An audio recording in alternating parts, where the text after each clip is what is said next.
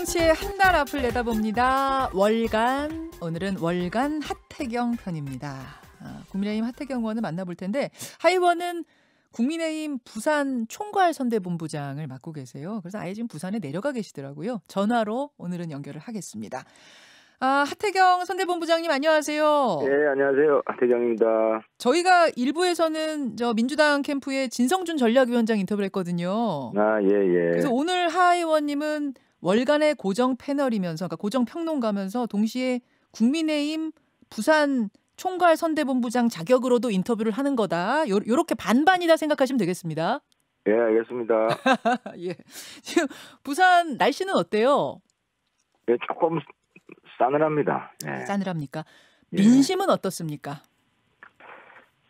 민심은 이제 여론조사에서 나오듯이 전반적으로 저희가 상당히 우세한 수치가 나오는데 저는 이제 우리 당이 이 수치를 좀 정확히 해석해야 된다고 보는데요. 어허. 이게 우리가 잘해서 지금 많이 지지하는 게 아니라 민주당이 너무 오만하고 무능하고 한 것이기 때문에 우리가 지속적으로 혁신하지 않고 또 수치에 취해서 또 자만하고 이런 모습 보이면은 금방 민심은 바뀔 수가 있다.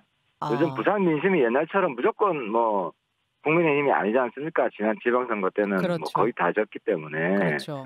그래서 저희 당 내부에서 좀 이 수치에 대해서 너무 과잉 해석해서는 안 된다. 이런 생각을 하고 있습니다. 제가 잠시 후에 이 보선 후에 대선판에 대해서도 질문을 안 그래도 드리려고 했었는데, 그러니까 지금 이 여론조사 수치대로 결과가 나온다면 국민의힘이 두 자리를 다 가져갈 가능성이 지금 크잖아요. 이대로 나온다면, 뒤집히지 않는다면. 예, 그렇죠. 근데 그게 곧 대선으로까지 연결되는 민심이라고 보기는 어렵단 말씀이세요? 그거는 전혀 대선 민심 다를 겁니다. 전혀 다릅니까? 이제 만약에 서울 부산시장 우리가 이기면 네. 우리가 이제 일부 지역이 여당이 되는 거지 않습니까? 그렇죠. 그러면 이제 그 지역을 서울 부산을 볼 겁니다. 우리 국민들이 기존의 문재인 정부랑 얼마나 다른지, 얼마나 잘하는지. 예. 근데 더 잘 못하더라, 더 문제가 많더라 이러면 정권 교체가 없는 거죠. 근데 이제 확연히 다르다. 정말 잘한다. 물론 1년 안에 큰 성과는 나진 않겠지만 그 운영하는 모습은 다들 면밀히 볼 거 아닙니까? 보죠. 예, 그래서 사실 서울 부산시장 우리가 이기면 그게 1년 먼저 온 보수 정권이다 이렇게 볼 수 있기 때문에 이기고 나서도 사실 대선으로 가는 데 있어서 서울 부산시장 자리가 좀 굉장히 중요하다. 사실은 그러니까 이 정권 심판으로 대선은 늘 정권 심판만으로 진행이 되진 않았어요. 과연 그 세력이 대안 세력이 될 수 있느냐를 보면서 투표를 하시는 거기 때문에 국민의힘이 대안 세력이 될 준비가 돼 있느냐 안 돼 있느냐, 민주당이 다음 정권도 이어갈 준비가 돼 있느냐 안 돼 있느냐, 이걸 굉장히 냉철하게 보실 거다. 하 의원님도 그렇게 보시는 거군요. 그렇죠. 지난 대선이나 지난 지방선거 총선에 우리가 다 참패하는 가장 큰 이유가 우리가 오른쪽 극단으로 갔거든요. 보수가 오른쪽 극단으로 갔고 거기에 휘둘렸고. 네. 근데 이번 이제 보궐선거 우리가 지금 지지율이 많이 나오는 이유 중에 가장 결정적인 게 우리가 중원으로 왔단 말입니다. 중원으로, 중도로. 그렇죠. 우리 당 인물들 중에서도 보면 부산의 박형준이나 서울의 오세훈이나 중도성이 강한 인물이거든요. 그리고 경쟁했던 후보들 중에는 약간 강성 보수 그런 이제 성격이 강한 후보도 있었는데 그분들은 사실 1대1로 당시 여론조사를 보면 그분들과 이제 민주당 후보 1대1로 붙이면 이기는 경우도 있었지만 지는 경우가 더 많았어요. 그래서 보수의 민심은 강경 보수로 가는 게 아니라 중원 보수로 가는 거다. 그런 면에서 이번에는 안철수, 금태섭 또 장외이긴 하지만 진중권 이런 사람들하고 한 팀이 되어 있지 않습니까? 그렇죠. 그래서 이제 우리 국민들이 시민들이 이 희망을 보는 것 같고 한번 이제 지금까지는 오늘까지는 믿어주시는 것 같은데 이게 만약에 이제 승리를 하게 되면 이 모델은 쭉 가는 거다. 이거 더 강화해야 된다. 근데 아마 또 우리 내부에 틀림없이 강경 보수 목소리가 나올 수 있습니다. 나올 거예요. 네, 나올 수 있고 그럴 때 다시 과거로 회귀하는 모습을 보인다면 저희도 가차없이 심판을 받을 겁니다. 그렇게 보시는군요. 그러니까 이번에 민주당이든 뭐 국민의힘이든 이번에 이기는 사람이 대선도 이긴다. 이건 전혀 아니다. 그 말씀이신가요? 전혀 별개라고. 전혀 별개다 그 말씀. 네. 또 하나 지금 말씀하시는 중에 제가 느낀 것이 어느 당이든 극단의 강성 지지층한테 휘둘리고 그들의 목소리만 듣기 시작하면 그게 저 중도의 마음을 잃는 길이다. 민심을 떠나는 길이다. 이렇게 판단하시는 거예요? 근데 지금 지지층 태도에 좀 확연한 차이가 있는데요. 예. 우리 보수 내에도 강성 지지층, 과거에 태극기라고 부르던 분들, 예. 그분들이 바라보는 뭐 반공적인 세계관이라든지 이런 게, 그리고 뭐 야당은 빨갱이, 민주당 쪽은 빨갱이당이라고 생각하는 이런 게 근본적으로 바뀌었다고 보기는 어렵고요. 근데 이제 그분들이 지지층이 상당히 이제 좌우 모두 다 전략화됐다. 근데 보수의 그런 강성 지지층은 이기는 사람이 우리 편. 이런 지금 마인드가 강합니다. 일단은 정권 계속 잃었으니까 4번이나 졌으니까 일단 그렇죠. 이기는 쪽으로 가겠다. 그런 마인드가 이기는 강하다. 쪽을 지지해주겠다. 누구든지. 예. 그래서 이제 여론조사가 지금 굉장히 중요한 바로미터인데 여론조사를 1대1로 붙여보면 지는 후보가 있고 이기는 후보가 있잖아요. 있죠. 그러면 이기는 후보로 이게 쏠리는 겁니다. 그쪽이 좀 마음에 안 들고 더 강한 보수색을 가진 후보가 마음에 들더라도 일단 이기는 후보 쪽으로 밀어주는 쪽으로 가고 있다. 그렇죠. 개인 정치 성향은 강성 보수가 나한테 맞지만 저긴 지는 거로 나온다는 거죠. 그런데 이제 민주당도 아마 이번 서울 부산 지게 되면 이번까지는 꼭 그럴 것 같지는 않아요. 그냥 친문은 친문대로 자기 목소리를 계속 냅니다. 예를 들어 최근에도 뭐 임종석 전 실장이나 박 후보한테 도움 안 되는 이야기를 막 하지 않습니까? 박영선 후보한테. 그래서 이제 오히려 내에서 차별화하고 뭐 이런 모습을 보이는데 서울 부산 지게 되면 거기도 좀 유사한 이런 생각들이 많이 좀 확산될 거라고 보기 때문에 대선은 굉장히 박빙 선거가 좀 될 거라고 봅니다. 그렇게 보시는군요. 그러면 이번 주에 연이어서 나온 민주당 지도부의 최고 지도부의 그 사죄 발언, 심지어 김태년 원내대표는 어제 내로남불을 혁파하겠습니다 이런 말을 했어요. 내로남불이라는 단어가 민주당 안에서 지금 나왔거든요. 이 분위기도 어떤 그런 선상에 있다고 보십니까?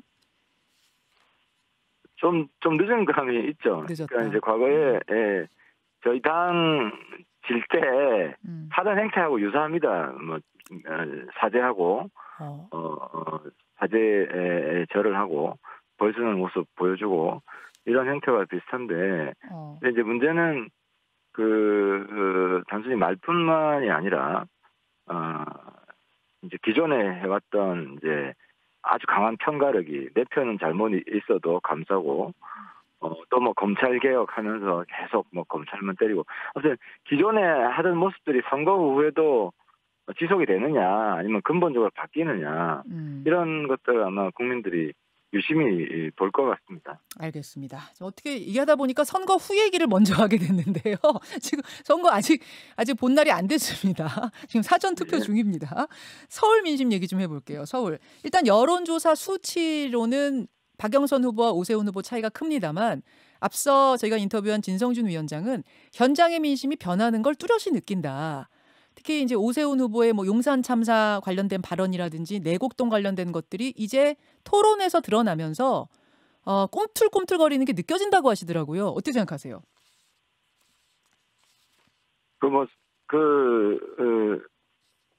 현장의 민심이 여론조사로 나타나는 거기 때문에 그게 뭐 크게 근본적으로 다르진 않지만 아까 제가 좀 전에 말씀드린 것처럼 오세훈 후보가 돼야 된다고 생각하는 사람들도 오세훈 후보가 아주 잘하고 문제가 없고 뭐 이래서 지지하는 건 아니라는 것을 우리 당이나 오세훈 후보 쪽이나 직시해야 된다는 겁니다. 그래서 이겼기 때문에 뭐 민심에 대한 고려 없이 그냥 함부로 말한다거나 뭐 이렇게 되면은 언제든지 역풍은 불 수가 있다.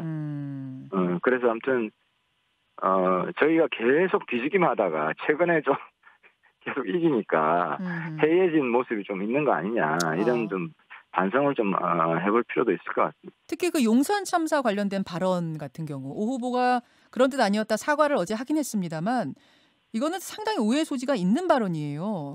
용산 참사라고 우리가 불릴 만큼 큰 사건이었고 아픈 사건이었는데 그 발언만 딱 떼서 보자면 뭐 원인과 관계없이 철거민들의 행위는 폭력적이고 과도했고 뭐 경찰의 진압은 문제가 없었던 것처럼 이분이 느끼시나? 이런 느낌을 좀 주거든요.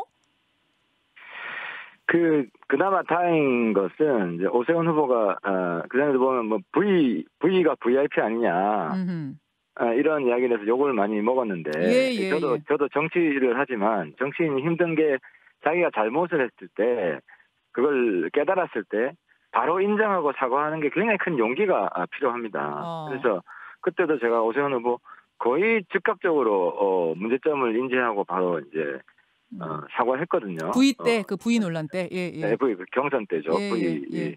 그래서 이번에도 어쨌든 용산 참사의 현재적 시점에서의 본질은 과거의 아픔을 어떻게 다 달래고 우리 국민들이 하나 돼서 갈 거냐.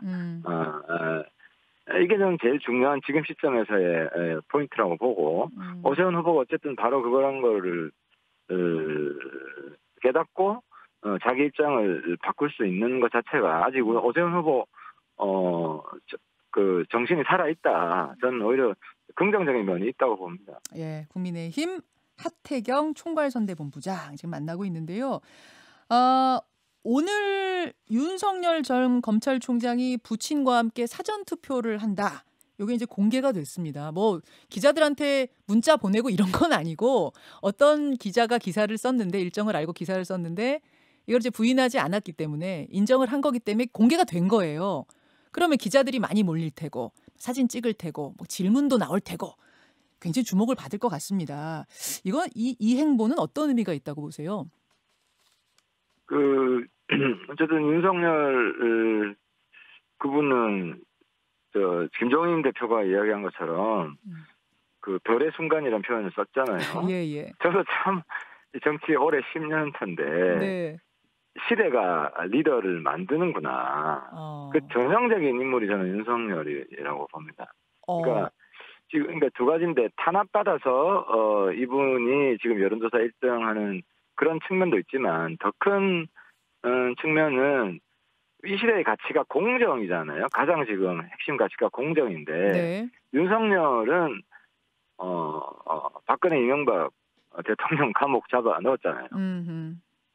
그 전임 정권 때 잘못한 것에 대해서는 초의 타협도 없이 그냥 법을 집행하던 사람인데 이 정권에서도 똑같은 모습을 보였단 말이죠. 근데 만약 이게 전 정권이랑 현 정권이랑 다른 태도를 보였다면 이렇게까지 지지율이 올라가지 않습니다. 아무리 탄압받았다고 해도. 물론 뭐 현 정권에 대해서 봐주기로 갔다면 탄압도 안 받았겠지만. 근데 사실 이 뭐 그 동전의 양면인데. 근데 어쨌든 그 탄압받는 내용이 이 사람이 이 일관되게 정의를 실천하려고 했다. 공정의 정신을 일관되게 관철하려고 했다 하는 것이 저는 시대 정신과 맞았다고 보고 그래서 일종의 공정 메신저, 공정을 상징하는 이런 인물이 좀 된 것 같습니다. 그래서 지금 지지율이 잘 꺼지지 않고 저는 앞으로도 윤석열 지지율은 다른 과거에 한번 이렇게 반짝 후보들이 있었지 않습니까? 있었죠. 많았죠. 그 후보랑 좀 다른 면이 시대 정신을 대표하고 있다. 이런 면에서 좀 질적인 차이가 있는 것 같아요. 그렇게 보시는. 그러니까 아주 속된 말로 지난 정권도 털었고 이번 정권도 털었고 공정하게 수사를 했다라는 부분에서 공정이라는 그 키워드가 지금의 시대 정신과 맞아떨어지면서 쌓아 올린 지지율이기 때문에 쉽게 꺼지지 않을 거다 이 말씀이세요. 그렇죠. 이 사람이 대통령 되면 다음 정권에서도 예외 없이 털 거다. 공직자 지위는. 그런 게 이제 국민들 마음에 진보 보수할 것 없이. 그렇죠. 문재인 정부가 그럴 거라고 기대했지만 완전히 내로남불이었잖아요. 그러면서 검찰을 오히려 범죄를 턴 게 아니라 검찰을 털잖아요. 그래서 이런 부분에 있어서 확연한 차별성을 좀 국민들이 느끼는 것 같습니다. 그래도 이분이 이제 출신이 검찰총장인데 바로 정치하는 거 이 부분을 국민들이 곱게 보지 않으실 거다. 막상 정치 선언하면은 그 부분에 이 약점이 될 것이다. 이 부분 어떻게 보세요? 약점도 많이 있죠. 약점도 많이 있는데 그 시대가 내린다는 게 이 시대의 가장 절박한 정신이 공정이고, 물론 뭐 윤석열 총장보다 공정을 더 잘 대표하는 사람이 있다면 바뀔 수도 있는데요. 네네. 그게 국민들한테 다가가야 된다는 것이고, 또 뭐 그 공정을 실현한다는 게 네. 이제 윤석열 총장의 전 숙제라고 보는데 그 이제 사법 영역뿐만 아니라 대한민국 그 곳곳의 영역에서 네. 이 공정을 실현하는 걸 바라는 거거든요. 그렇게 해주기를 바라는. 일자리에서도 공정, 부동산 문제에서도 공정, 그죠? 그래서 특권을 없애고. 그러니까 저는 윤석열 총장이 이 국정을 이끌어 나가는 것도 좀 잘할 수 있다고 보는 게, 공정이란 가치가 사법에만 국한되는 건 아니거든요. 알겠습니다. 본인이 체현하고 있는 공정이란 가치를 사회 모든 영역에서 잘 적용을 하면 저는 충분히 국정을 잘 이끌어 나갈 수 있다고 봅니다. 오늘은 일단 여기까지 하겠습니다. 월간 하태경. 예, 감사합니다. 끝까지 선의의 경쟁해 주십시오. 고맙습니다. 예. 부산에서 전화 받으셨어요. 월간 하태경, 국민의힘 하태경 의원이었습니다. 김현정의 뉴스쇼는 청취자 여러분의 참여로 이루어집니다. 트위터, 페이스북, 레인보우 게시판, 그리고 단문 50원, 장문 100원의 유료 문자 샵 1212, 우물정 1212 통해 참여하실 수 있습니다. 김현정의 뉴스쇼, 여러분과 함께 만듭니다.